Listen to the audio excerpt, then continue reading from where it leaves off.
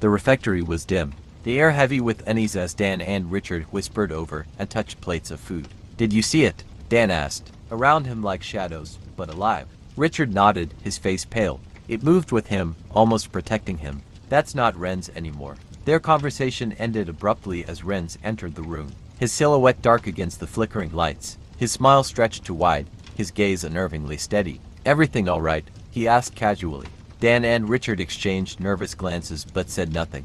Whatever stood before them was no longer their friend. The drive to the archdiocese started uneventfully. Father Raphael, seated at the wheel, was lost in thought. Beside him, Ren sat unnervingly still, hands folded neatly. Raphael had come to admire the young seminarian's newfound. 'Twas since his mysterious return. The tranquility shattered when the car stuttered to a halt on a desolate stretch of road. Raphael sighed and got out to inspect the engine. Behind him, gravel crunched softly. He turned to see Ren standing just behind him, his expression unreadable. "Need help, Father?" Renz asked, his voice smooth. His lips curled into a faint grin. "No, I've got it," Raphael said with forced lightness, brushing off a chill creeping up his spine.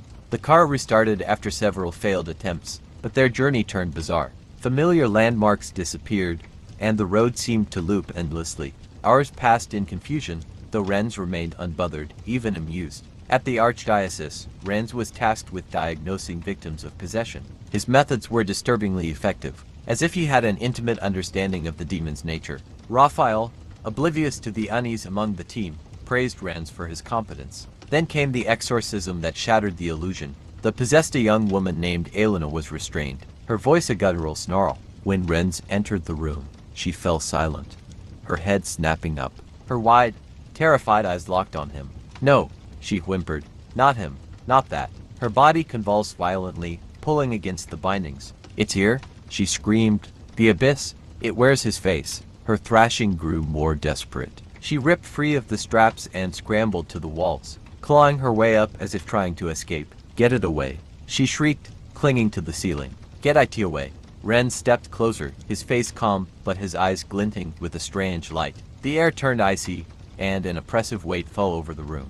Elena collapsed without warning, unconscious. The team, shaken but impressed, turned to Raphael. "His presence alone weakens them," one said. "He's perfect for this ministry." Raphael smiled, proud of Renz's growing authority. Yet, Elena's terror haunted the room, her cries lingering like a warning.